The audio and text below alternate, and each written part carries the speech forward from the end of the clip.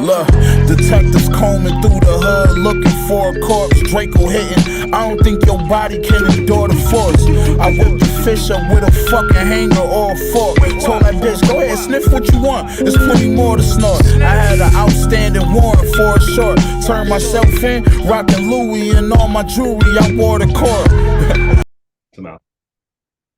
Ladies and gentlemen, hard to kill in the building tonight. We got Second Lieutenant Nick Dantzlerward. How we doing, brother? Doing well, man. Thanks for having me. It's a pleasure. I'm pumped to have you on. It's going after it for about, I think we've been back and forth for a couple of months now, dude. I appreciate you staying in touch with the pod, man. How'd you first catch us, man? Oh, I've been on Instagram for some time, ever since the OCS days. But there's, I think, a side of the core that's becoming like that mentorship side. You've got Kill Zone, Red Stick, Quantico Warfighting Society, and the big hitters. Yeah, right. Exactly. It's exactly right. And so I found the podcast kind of in the search, and love what you do. I love the message you've been sharing, and it's like that kind of like just down to earth, good messages for people who need to hear it. And it's an aspect of like military life that I think everybody needs to hear. So I'm very pumped. I'm honored to be on, and I do appreciate the opportunity to share what little I know and just talk to you about what you're doing. A humble beast. Love it, brother. I appreciate the kind words. So let's start from the top here. Tell us a little bit about yourself, man. Yeah, so I'm a Virginia native. I'm in Pendleton right now. I grew up homeschooled, actually, believe it or not, all the way up until college. Yep. So it was an interesting social transition. I studied government and innovation entrepreneurship at school. Had the opportunity to do several really neat internships on the business side of things.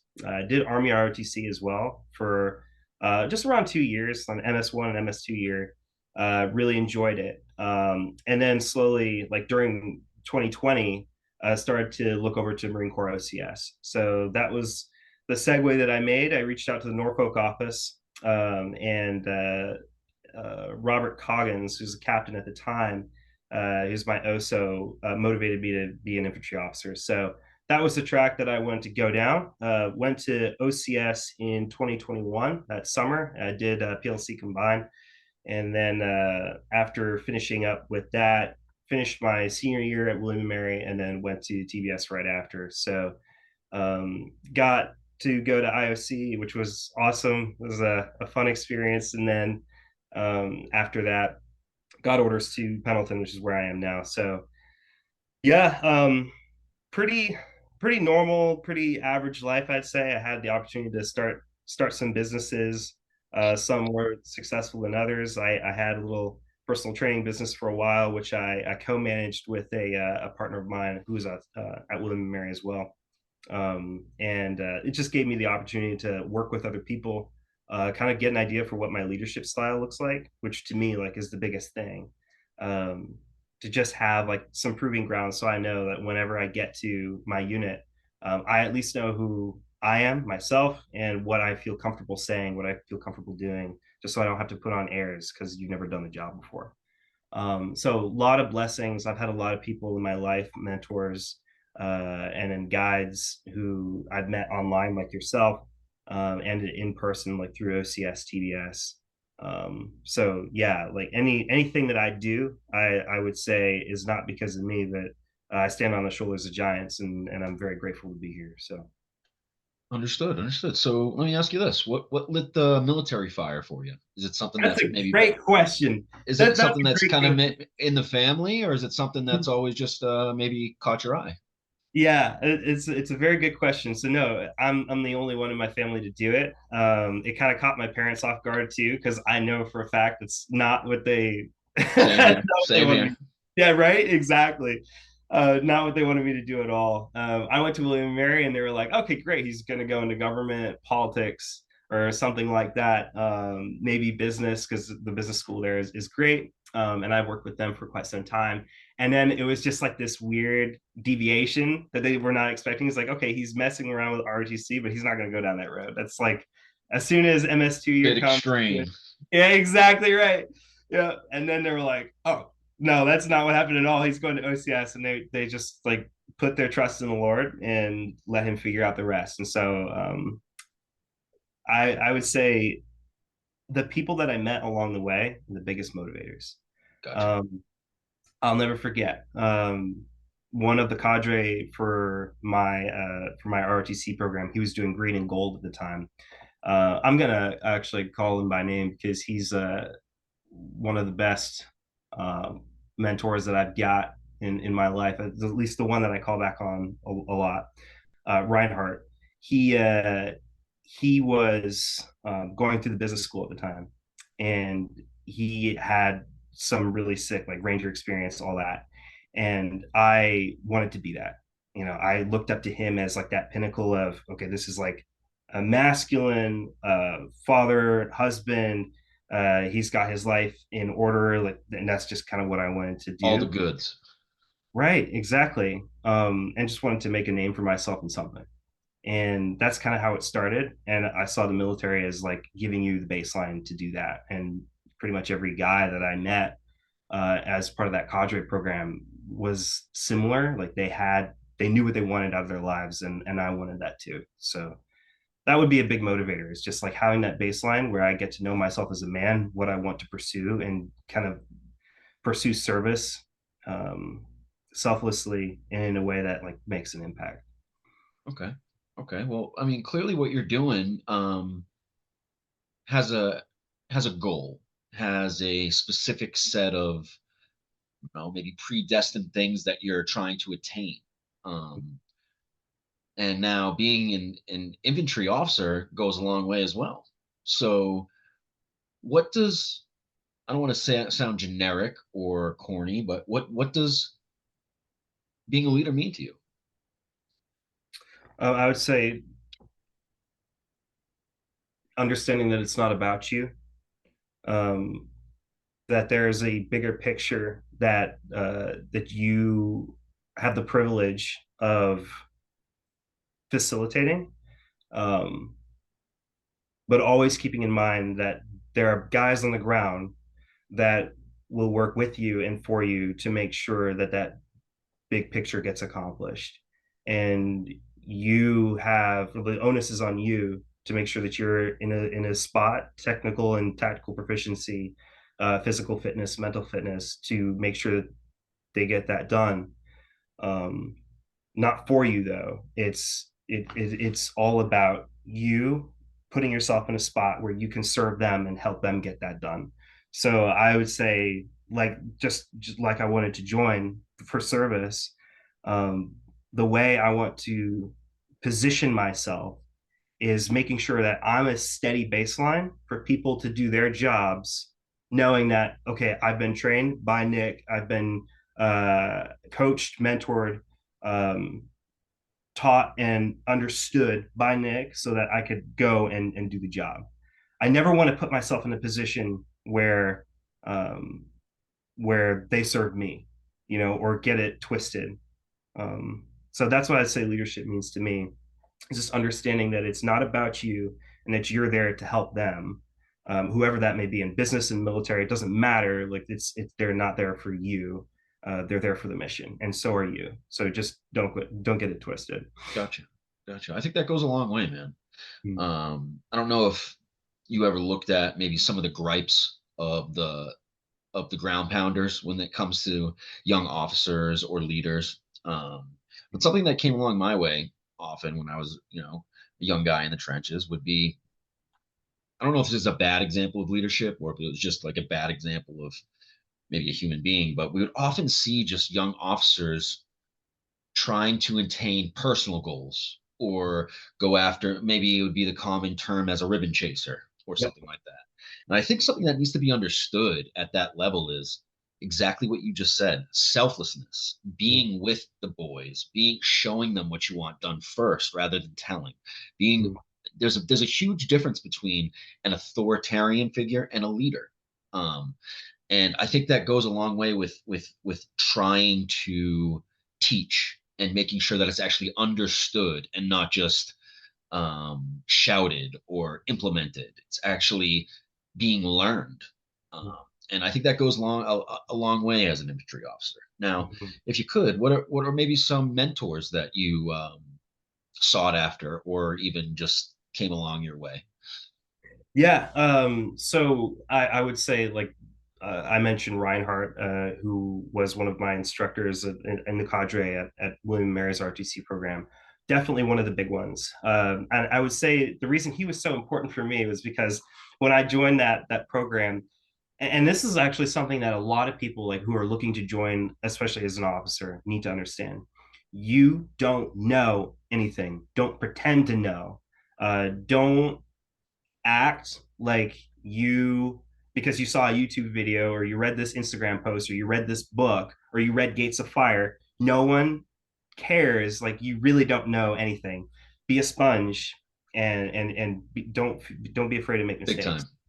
Anyway, so he understood the position that I was in as this MS1 kid, like, just coming in trying to get his feet wet, and he was so empathetic and got, kind of like you said, into the trenches with me, and showed me, hey, here's how to set up like PB ops. Here's how to in place machine guns. Here's how to react to an ambush, like little things like that, the basics. That's where I first got that information, and it was him. And if I didn't understand something, I could always go back to him. And it's funny just talking about it now. I'm sure he didn't realize what that was doing for me at the time, but he showed me what good leadership looks like. And that's why I would say he's probably one of my big mentors, because he showed what, like, selfless leadership, with the intent to serve and to teach and to coach looks like. And he just set such a great baseline, for me to go on and do other things. The other great mentor for me would be, well, he was a gunnery sergeant at OCS. He's a first sergeant now. But John Eversley, he was my platoon sergeant at OCS, and he had such an interesting leadership style. He never, I don't think I ever heard him yell or scream. Like, he would leave that to the other Yep. DIs, right? But for him, like, he was such a father figure to me when I really needed one. Um, at that time, I was really going through some emotional and familial difficulties, and when I went to OCS, there was just a lot of kind of unknowns for me. Is like, what does being a good man look like on the individual scale? What does uh, sober mindedness in the face of adversity look like? What values are important to me as a leader who doesn't know anything but wants to learn more, who wants to lead and be effective? All those things, like, he really cemented in my experience. He was physically fit, but wasn't brash about it. He was mentally assertive and just knew what he wanted out of his guys, out of his boys. And he he had the saying, which is funny just talking about it now, but he called it his soapbox. If you knew he was going to say something profound and you knew it was coming, he would say, "I know I don't want to get on my soapbox," and you knew But that's what I'm gonna do. that's exactly what he was going to do. But he did it so well. Every time he'd say that, it was like, get your note taking gear out, because this is about to get real. Um, and it just really established in my mind, like, what good masculine leadership looks like, but what good humility looks like too. Definitely one of my big mentors. Um, as time went on, you go to TBS and you meet a ton of enlisted and officers as well, and some are good, some are bad. The deal. Um, but one of the probably one of the best enlisted warfighting instructors at that school at the time for me was Sergeant Jesse Long, who was just so tactically, technically proficient. And it was awe-inspiring, because you show up, you're still shitting OCS chow. Like, let's be real. And the thing that really you're trying to nail down now at this point is like, as I get closer to doing the job as an officer, do I have what it takes for people to look at me and then say, this is a guy that I would follow anywhere? And that was a question that I really didn't have an answer to. I knew I'd graduated OCS, but so did a lot of other guys that you might not necessarily say, like, that's a good officer. That's just a truth. And I really just wanted to know in my mind is like, is this a guy that would follow me? Because he's technically and tactically proficient. He's physically fit. If he says you're going to bring 70 pounds on this hike, you know, damn sure that he's bringing that too. And that's the kind of guy that you want to be. It's the kind of guy that you're going to lead. You need to know for sure that you're on that level. So that was very motivating for me. Everything that he said he was going to do, he did, and he'd still call you sir. You know, like it was just an amazing thing to kind of see that dynamic between like the rank, but then the difference in the proficiency, and to know the level that you've got to get to lead. Of course. Yeah. But he was a big time mentor for me because he understood that dynamic and still coached me, showed me what the expectations are as a good officer, and just set that standard so freaking high. So what you're talking about right now, that balance is so imperative. Mm. To fully understand what goes behind that, being a young officer, how do you fully utilize that to be the most effective way for the team? When I say that, you're going to be dealing with enlisted leaders that are much more tenured than older, pumped out more times, have done more. How, at a young leader, do you utilize that to get everything done proficiently, just basically the best way possible? Mm-hmm. How do you think you're going to be able to do that? That's a really, really good question. And honestly, I think it's something that people need to ask not once, but recurringly, because that never goes away. You're never at a point where you've made it. That's the truth. Well said. Just like how I started out, like going all the way back to ROTC, and I asked myself the question, like, you know, how do I go in? Do I pretend that I know something? You know, there are other guys who know more. They're MS2 3 years, or do I just be a sponge? And I would say, as a young officer, because this is so true for me, like right now, like, be a sponge.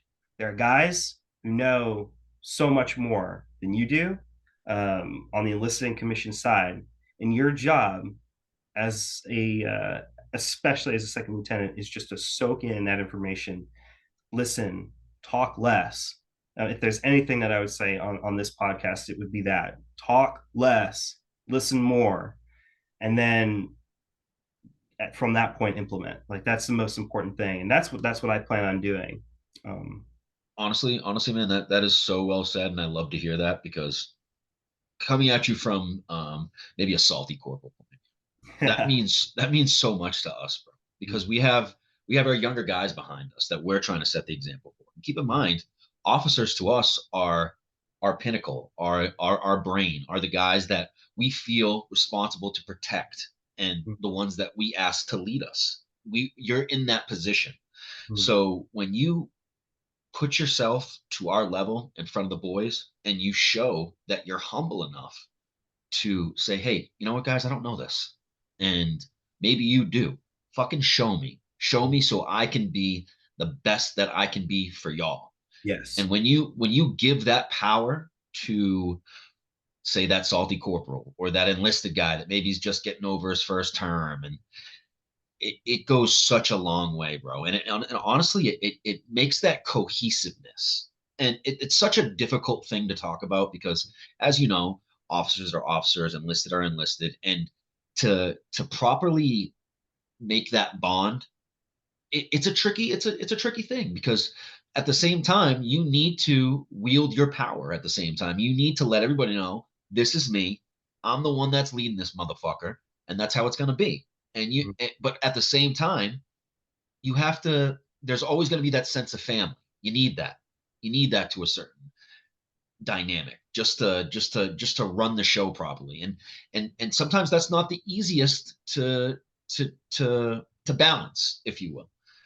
Have you came into like a situation like that, where maybe you don't want to be the hard charging leader at all times? Sometimes you want to just be Nick, you know what I'm saying? But you have to hold that responsibility and make it so that it is respected by the guys at the time that it needs to be. Have you experienced something like that yet? I don't know if I articulated that one, but It's a fantastic question, and it's a very good point that you make, because that balance needs to be there. I'm going to be straight with you. No, because I just got out of IOC. In the military context, I have not dealt with that. However, I've seen it in business, and I've dealt with that in business. And I would say a lot of the same principles that we discuss here in terms of military leadership do carry over to the business side of things, because you're going to have people that report to you. You're going to have people that are responsible for things when you're not there. You're going to have people that don't want to do stuff, but will do it if you're present. And it goes to show that your presence and the way that you assert yourself as a leader goes a long way, if you can build that reputation properly. Knowing my style, asserting myself is something that is difficult to do. It's just not something I'm very comfortable with, and I understand that balance is there, because um, I want to be a coach. I don't want to be a firebrand, but at the same time, when that's necessary, to be that firebrand, you can apply it because you do it so rarely, right? If it's not part of your leadership style, people know that something is wrong if he's acting this way, and they'll act accordingly, right? So of course. I definitely seen that in business, and it's a good thing to understand like what your style is, and then how to act in contrast to that style, so that people get the message that something is not quite right. We need to resolve that, so that we go back to the baseline. Of course, well said. Okay, so I mean, you mentioned that physical fitness is something that is at the top of your list. You said you had a little training business for a little bit. How do you think physical fitness applies at your role, and how do you think it's best implemented um, in the platoon complex? That's a really good question. Again, going back to the point, I thought about this too, uh, where leadership is not about you. I would say the same thing, and I would tell this to the people that I coached as well. The same thing applies to physical fitness. The reason you do it is not so that you can look a certain way, or say even hit a PR. Like, those things are fun, great goals, pursue them, enjoy them. However, the reason you pursue it is so that when this guy goes down, you can pull him out. You might be hurting, but I guarantee you the guy on your back is going to be hurting 2 times as much. So that if you're in a hike and the guy carrying the 240 can't take it anymore, you can carry that and the mortar tube and the aiming stakes and all the other shit, because the time may come where you have to do that. It's Well so said. that you can be of service. That is really the biggest thing. I want to make sure that people understand, at least in as much as my leadership goes, that not only will I represent the standard that I want you to meet, uh, but that in pursuing that standard, it's not so that you get a good PFT or a CFT. And those are great things to pursue. It looks good on your fit rep, but really it's about the practical application and the understanding for service. Well said. I kind of look at it like, it's very easy to apply these things when you have a full stomach, when the sun's out, um, when everything's going cookie cutter and fine. But when that stomach's empty, those socks are wet, those Yep. blisters are popping. Yes. That's when those extra Saturdays come in. That extra mile that you put in really shows. You know what I'm saying? Amen. That's exactly right. It's exactly right. I couldn't put it any better myself. Goes a long way for sure. Yeah, it sure So does. something that I've noticed, man, I've talked about it a few times. You're kind of coming into a hard position here. You're a young officer. GWAT era has kind of phased out a little bit. Warfare is evolving. We're all watching on the news, on Instagram, on social media, how drone warfare is being applied, how different. And you're talking infantry, brother. I mean, this is real for you. You're going to have to apply these things. You're going to have to know about all these things. Where's your head at, bro? Because if I'm thinking of it, if I were you, I'm looking at all these different things that are changing. The world is fast now. Things are, it's speed kills, period. How are you soaking all this in? And what are you thinking about to counteract some of these things? Where's your head at? Now, this isn't just a pointed one angle question. I'm just kind of, I want to see about how you're feeling about this. Yeah, fantastic question. I'll start with this. Like you said, the world is fast, and it allows you to share your thoughts even faster.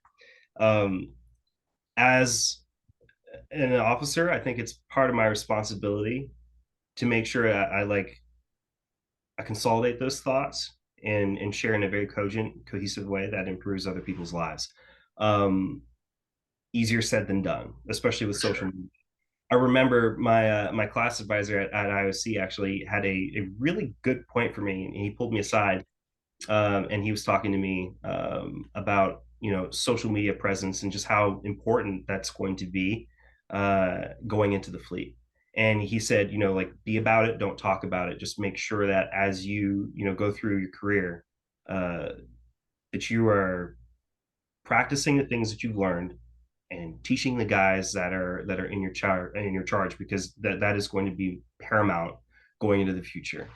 So that's the first thing I'd lead with is, as you live in a faster world and you're dealing with everything that's hitting you from left and right, take a step back, take a look at that information, cross-reference, make sure it's the real information, of course, getting as crazy as, yeah.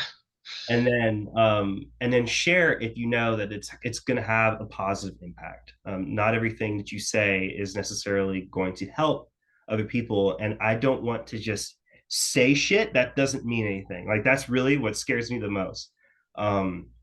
So that's what I would lead with. The second thing is, I do have like feelings, Yeah, we are human beings at the end of the day, right? Exactly. Yeah, right. It's like, well, yeah, you see what's going on in the news, and the news is specially tailored to make you afraid Definitely. of the worst possible circumstance. Facts. And that's the truth. You never see good news on the Ever. news. Blood cells. And exactly. And that's the way. Right. Unfortunately, that's exactly right. But understanding that, you go into it kind of reserved, just like, okay, well, I see that, I see what's on the news, I see what's going on, I see what I might in the future like be participating in. The first question I ask is like, how much is true? Number two, if I'm going to play a role, what does that look like? And three, if this is like the sphere of influence that I'm going to be involved in, how can I start preparing myself to train guys who would be in that environment? You have China, you've got Israel, you've got the list is just endless. Oh, I know. Gaza, you've got, just all these places that you could be potentially multiple fronts. Instead of like kind of paralysis by analysis, looking at what's going on and then just like freezing on that. Yep. Understand that these are the fronts you're going to fight on, and then start thinking about like, okay, what does the patrol base look like in that environment? What would my signal plan look at in that environment, depending on my line of sight? How do comms work here? In urban environment, CQB, like, what is that going to look like? How can I start making tape houses to reflect this or that? What environments can I take my guys out and to start training in this way? Like, all these things need to start at least sitting in the front of your mind. Yes. Start processing them so that you can make work on it. Like, that is the job. Honestly, bro, at a young age in the Marines, I wish I had that mindset more.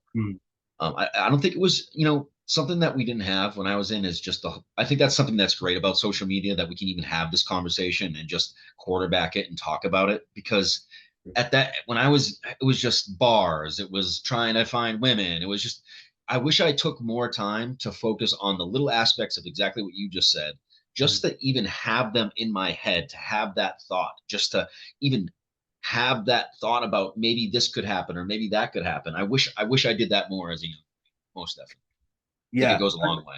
It sure does. It sure does. And I agree. Like, a lot of that, I would say, is due to social media, meeting guys like you who have not only the prior experience in a wartime environment, which is crazy that we can have this exchange It between is. someone who knows a lot about a lot and a guy who knows a little about a lot.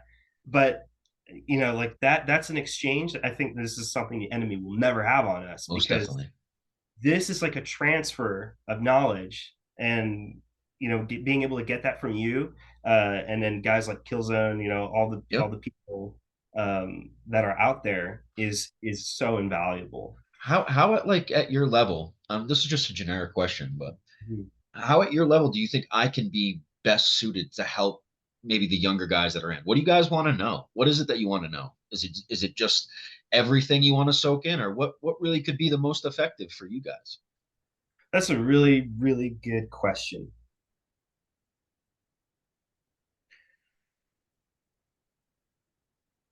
I think I think one thing, at least for me, um, that I'm always asking is, when it comes to PME, what is going to be more valuable than something else? Because there's a Ooh, lot of stuff out there, and because there's so many fronts that we could be potentially fighting in, it's facts. like, It's hard to narrow it down.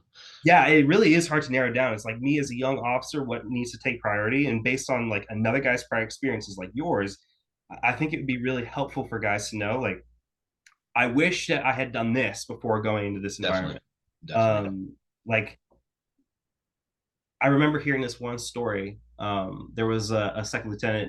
It was about, I think it was just during Iraq actually.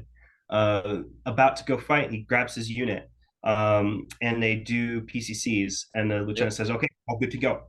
And his sergeant gets inspected by the company commander, just random inspection. He goes and he looks at one of the sergeants, and he has like this can of Chef Boyardee in one of his mag pouches, and he rips the lieutenant. And um, obviously, lesson learned. Like, but all that to say is, I think we have this attitude, especially as young officers, that okay, we've graduated TBS, OCS, IOC. You've gone to JIOC or something if you're ground intel or whatever, and now you have what you need to effectively train your guys. That is just not true. And oftentimes we rely on what we think we know to get the job done. But I think we really need prior guys who have those experiences of what it's like to operate and think and prepare for wartime environment, and say, Definitely like, these are the things you have got to prioritize if you are going to enter this kinetic atmosphere. goes a long way. A book is one thing. We've Mm. got a lot of books. Um, Pubs, we've got a lot of pubs. I could read MCDD1 all day. That's great. But a guy like you that knows what it's like to actually be in the trenches and has done the preparation for that and survived, we need guys like that to say, this is what I wish I had known. Well said. Well said. I think that goes a long way. And just to piggyback off that, something that really helped me in just the kinetic environments is Mm. just digging into guys' heads that have been doing it and doing it and doing it, learning how they hold their gear, why they had this pouch over here, why they're using their holster on this side, why you cut this tag off because it catches over here, why you throw a grenade to the side a little bit versus over the top, like little tiny things like that just go such a long way. And a lot of times the books don't have it. The letterheads don't carry a lot of the practical application that you need. I think that goes a long way, most definitely. Yeah. Um, so tell me this, Nick. I mean, is a career in the Marines as an officer something that's on your horizon, or is it just something that maybe you're doing in the meantime till you find out what the goal is? I had a good friend of mine ask me that same question. It's very interesting. It's also one of the more difficult questions for me to answer, because, like you said, I don't want to be a ribbon chaser, right? I joined for service, and I want to serve in as much as I am effective in this role specifically. The moment that I am not effective and I don't belong here, um, I don't want to rip off the guys, if that makes sense. It does. Um, It's very humble of you, actually. I really do mean that. I know people are like, yeah, I want to do my 20 because I know the benefits that I'll get after that. 100% disability and, you know, retirement. That's great. But if you're doing that, Just if for you're that. doing the Green Yeah, Course so that you can do your 20, you do not deserve to lead. I'm going agreed. to say that. Agreed. It's just not a position that we should be putting ourselves in, especially as the world gets more dangerous. And I certainly don't want to be there. Well I said. am here to fight. Um, and to train people to fight. That What's I that's just so rare, man. You don't hear that often from people. What kind of lights that fire for you? I mean, think about it. You don't hear people often saying they want to serve nowadays and fight the bad guys and kill the enemies. That's rare. What lights that motivation for you, man? that's it. Hmm. I didn't realize that that was rare. Think about it. Think about it. How many people that you know have the same? I think maybe that's why it's appealing to you. I think that's why maybe that appeals to you because who else has the fortitude or the mental capacity to say I'm going to be that motherfucker that bumps back in the night and that protects us. I remember that meant something to me, man. I remember that meant something to me that I was standing tall when someone needed someone to stand tall. Whether what side you stayed on, I don't care. Democrat, Republican, whether you think 9/11 was an internal job or whether it wasn't, what the fuck ever. Someone's got to fight the bad guy. Yeah. And I know I personally took pride in that, and I kind of see that in you in a little bit, man. I kind of see someone that is standing tall and deciding to fit that billet, just like you're doing right now. But there's always a reason behind that, man. What kind of lights that fire for you? And I'm not trying to like dig all deep on you, but I mean I'm sure there's a surface reason for that. What do you think that is for you? Um, I do appreciate that, man. It does mean a lot. Yeah, I will say this. I just graduated a school where every guy that I met, you know, that I've trained with, uh, froze with, you know, like, oh, all of them are like this. You know, they are doing stuff that most people would never want to do. Yep. Um, and not just the students, but our class advisor, our instructors, like they are all there and have been there to teach and to educate and to repeat themselves and rehearse with us and show us how to rehearse and do all these things You know what? because This is what you need to address to all the people that are kind of doubting the military right now. They're saying, "Oh, maybe it's not as hard as it used to be. I Maybe agree. the GWAT era kind of the all the warriors got out." Talk that talk for them right Yeah. now. Go ahead. Great point, dude. I mean, that's a fantastic point. Because I know that people are like, oh, recruitment's down, the military's weak. No, no, we are stronger than we've ever been. And I don't say that because I'm just like I'm going boot. No. Knowing what's out there, we have the right people. It's not about having the most. I'm telling you, no. Korea was 10 proof. wolves over 1,000 sheep, right? Absolutely. Absolutely. Yeah. I mean, Korea was testament to that. I'm telling you, like, we have that going on. We have the right people in the right place doing the right things, and they're getting more and more lethal every Love to day. hear it. But they motivate me. Like, those are the guys that show me that what I'm doing is like not a waste of time, and I've got so much more to learn. And that to me, like, it just does not get any more humbling than that. Most definitely. Keep on that path, man. I love how you just describe being a sponge and talk Yeah. less, listen. That goes so far, man. Honestly, and it took a little bit when I was younger to learn that because I was the big gym head and I thought at a young age because I deployed once I knew all this. But honestly, when you can just stay humble and just always just intake and learn, you become such a sharper spear, man. I appreciate that, and I will. I promise you that. As long as I'm doing this job and I'm wearing something, you know, shiny on my collar, that's going to be priority one. Hell yeah. Hell yeah. Okay. So what's on the horizon for you, man? What's coming up? Any So moves, any classes, what's up? yeah, just checked in actually on the 16th. So we just got to Pendleton with first LAR. So checked into the unit. You know that was my first PCS ever. Gotcha. First, and Gotcha. that was pretty funny. You know, I bet. you just you really feel First like taste. Yeah, right. It's like you just realize how new you are. Yeah, You yeah, walk in and it's like, okay, Sergeant Major here, you got a couple gunnies there, Staff Sergeant, and they're all looking at you the same way, and it's of like, course. okay, Dude, it helps when you're a little bit physical fit, right? When you okay, go in with yeah, like a little bit of a pump and you know you can take care of yourself. They look at it definitely gets looked at in a positive way, I would think. I hope that's true. Yeah, I walked in, I knew like I looked pretty fresh, and like I didn't know where the duty desk was, and I was just like, Gosh. okay. Pretty new. But yeah, so just checked in, getting settled. So right now I'm in the middle of just like PTAT, and um, the guys are out at 29 Palms just getting some training, and I think they'll be back on the 26th, and then Gotcha. Gotcha. yeah, we'll be going from there. So how's your family taking all this, man? I mean, you made it. You know what I'm saying? Like, they must be proud to a certain degree. Yeah, right. Yeah, they are, and I think time has done wonders for that. Tough at first. Yeah, well, it was tough at first because they didn't know why I was doing it and how much it Same really, here. Same here. right? Yeah, yeah, and then as time goes on, I see like, oh, this You're is serious. yeah, he's serious. He has a brotherhood. He has guys that like give a shit about him, Yep. and he gives a shit about them, and then they're like, Yep. okay, we're all in it Sold. together. Gotcha. But yeah, they're good. They're good. They're taking it well. Good. Happy to hear.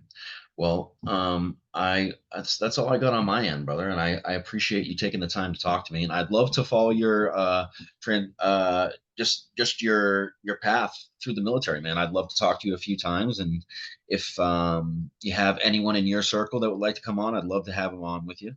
But once again, I thank you for taking the time to talk to us, and I look forward to working with you in the future, my friend.